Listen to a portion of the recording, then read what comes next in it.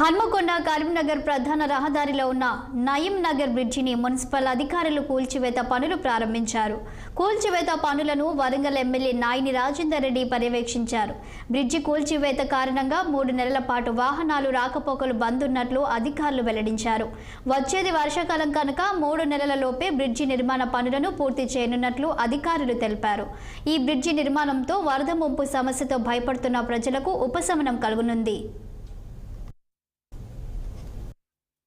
Government రాకముందు కూడా మాట్లాడిన విషయాలు మరి ఇప్పుడు దాంట్లో భాగంగానే మళ్ళా వచ్చే వర్షాకాలంలో ఇది జరగకుండా ఉండటానికి మేము పూర్తి స్థాయిలో ముఖ్యమంత్రి గారు రేవంత్ రెడ్డి గారు జాగ్రత్తలు తీసుకోవాలని చెప్పి ఇన్స్ట్రక్షన్స్ ఇవ్వడం జరిగింది. మరి అందులో భాగంగానే ఈ నయీం నగర్ బ్రిడ్జ్ కానివ్వండి, రాజాజీ నగర్ బ్రిడ్జ్ కానీ ఇవన్నీ కూడా నాలాలలో ఎక్కడెక్కడ ఎంక్లోజ్ అయినో వాళ్ళన్నిటిని కూడా క్లియర్ చేసుకుంటూ ఇవాళ అంతా క్లియర్ చేసుకుంటూ రావడం జరిగింది.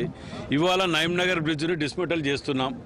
3 నెలలు పడుతుంది కన్స్ట్రక్షన్కు. వచ్చే వర్షాకాలం లోపల నయీం నగర్ బ్రిడ్జ్ కొత్త బ్రిడ్జ్ మీటర్ హైట్ తోటి 34 మీటర్ల వెడల్పుతోటి దీనికి సెంటర్ పాయింట్ పోను 25 మీటర్లు వస్తుంది. దాని ప్రకారము వెడల్పు వచ్చేసి 4 లైన్ బ్రిడ్జ్ తయారు చేస్తున్నాం. పాల్వంచ రూరల్ పోలీసులు అతి